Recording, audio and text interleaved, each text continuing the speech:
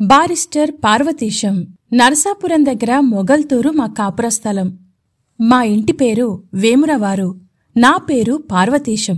నేను టేలర్ హైస్కూల్లో 5వ ఫారం దాకా చదువుకున్నాను. 1-2 ఆ క్లాసులోనే కారణాంతరాల చేత గడపవలసొచ్చింది. ఆ పిమ్మట ఇక్కడ పాఠశాలలో విద్య ఏం బాగుంది కాదని, ఉపాధ్యాయులకు తాము చెప్పే సంగతులేమిటో అవగాహన కావడం లేదని నా అభిప్రాయం. అందుచేత వృధాగా ధనవ్యయము, కాలవ్యయము, కాలయాపన ఎందుకని నేను చదువు మానివేసి మా పెద్దలు సంపాదించిన ఆస్తి కొంత ఉన్నది గనుక సుఖంగా నిర్విపారంగా ఇంటి దగ్గర కూర్చుని దేశకాల వైపరీత్యాలను గురించి ఆలోచిస్తూ ఉండేవాడిని. ఇలా ఉండగా ఒకరోజున మా స్నేహితుడొక్కడొచ్చి మాటల మధ్య ఇంగ్లాండు వెళ్లి చదువుకొమ్మని హితోపదేశం చేశాడు. అతడు వెళ్లిపోయిన తర్వాత ఇంగ్లాండు ప్రయాణమును గురించి చాలాసేపు ఆలోచించి అందులో మంచి చెడ్డలు, కష్టసుఖాలు నాలో నేను తర్కించుకొని అన్ని విధముల చేతను దేశాటనము శ్రేయస్కరమని, పైగా మన అధికారుల దేశము వెళ్లి వాళ్ల ఆచార వ్యవహారాలు చూచి గుట్టుమట్టు తెలుసుకుంటే స్వరాజ్య సంపాదనకు వీలుగా ఉంటుందని ఆలోచించి అక్కడకు వెళ్లి బారిస్టరు చదువుదామని నిశ్చయం చేసుకున్నాను. మా తండ్రి వ్యవసాయదారుడు, ఏమీ చదువుకున్నవాడు కాదు, వట్టి అనాగరికుడు.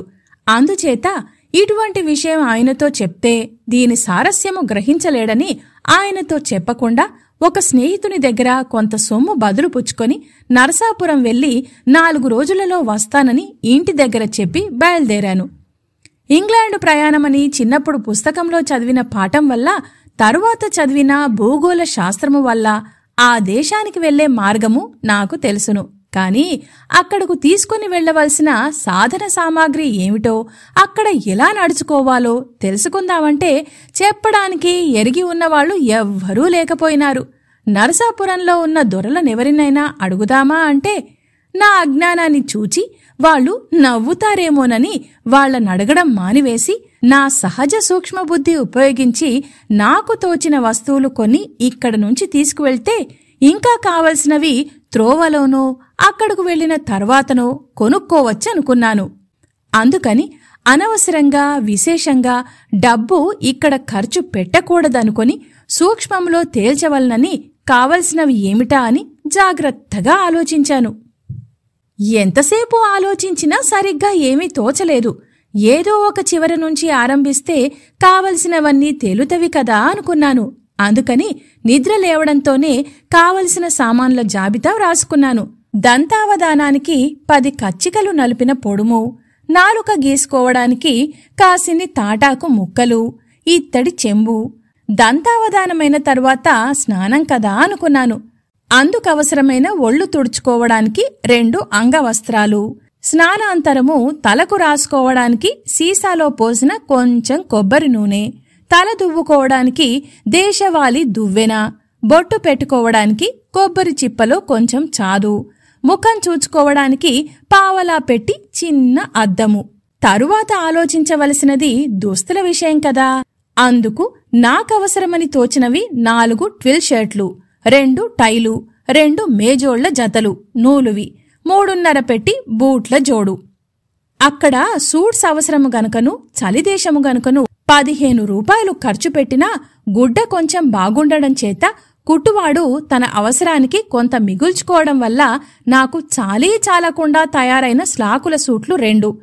ఇంగ్లాండు వెళితే మట్టుకు మన వేషము పూర్తిగా ఎందుకు మానవలెనని సాధ్యమైనంత వరకు స్వదేశీ పద్ధతి అవలంబింతామని తలగుడ్డగా ఉపయోగించుకోవడానికి 8 గజముల ఎర్రని జపాను సిల్కు, ఇంకా ధరించవలసిన దుస్తులైన తరువాత ఆలోచించవలసినది భోజనం కదా అనుకున్నాను. అందుకవసరమైనది ముందు మంచినీళ్లు తాగడానికి మరచెంబు. అక్కడికి వెళ్లిన తర్వాత వాళ్లచేత మాలకూడు తినకుండా మనమే స్వయం పాకం చేసుకుంటే బాగుంటుంది కదా అనుకున్నాను. అక్కడ కూడా అన్నమెలాగో దొరకదు కదా, రొట్టెలు కాల్చుకుని తినవలసిందే గనుక కొంత గోధుమ పిండి, కొంచెం నెయ్యి, రొట్టెలో నంచుకోవడానికి కొంచెం ఆవకాయ, రొట్టెలు కాల్చుకోవడానికి చిన్న అట్ల పెనము, స్టవ్వులో పోసుకోవడానికి కిరసనాయిలు, చిన్న సీసాలో స్పిరిటు. భోజన సామాగ్రి అయిన తరువాత పడకకు కావలసిన సామాన్లను గురించి ఆలోచించాను. వెళ్లేది చలిదేశం కదా, కింద పడుకోవడానికి కష్టంగా ఉంటుందని నరసారావుపేట మడత మంచము, దానిమీద పక్కకి నేను మామూలుగా ఉపయోగించుకునే బొంత, ఇంట్లో కుట్టినది, కప్పుకోవడానికి నారింజ పండు రంగు శాలువా, ఇవిగాక ఇంకా ఏమవసరముంటాయని ఆలోచించగా మామూలుగా పగలు కూర్చోవడానికి తుంగచాప తీసుకువెళ్తే బాగుంటుందని తోచింది. అక్కడికి వెళ్లి నా హిందూ ధర్మం విరుద్ధంగా ప్రవర్తించదలుచుకోలేదు గనుక అక్కడ దొరకవనే భయంతో 6 యజ్ఞోపవీతాల జతలు, 3 పట్టుమొలత్రాళ్లు కూడా తీసుకుని వెళ్లడం చాలా అవసరమని తోచింది.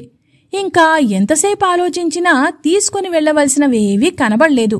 ఇదంతా చూసి కొందరికి చాదస్తంగా కనబడవచ్చు, కాని వెళ్లేది దూరదేశం, ఏ చిన్న వస్తువు మర్చిపోయినా అక్కడ ఇబ్బంది పడవలసి వస్తుందని మొట్టమొదట్నుంచి ఎక్కువ జాగ్రత్త కలవాడిని కనుక చాలా దూరాలోచన చేసి ఇవన్నీ తీసుకుని వెళ్లాను.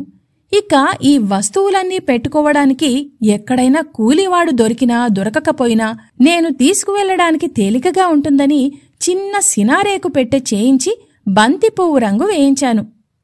ఈ సామాగ్రి అంతా జాగ్రత్తగా పెట్టెలో సవరించుకొని శుభదినము నిర్ణయించుకొని వర్జ్యము లేకుండా కూడా చూసుకొని శకునము మంచిదయ్యే వరకు వాకిట్లో కూర్చొని బండి ఎక్కి పడవల రేవుకు వెళ్లాను.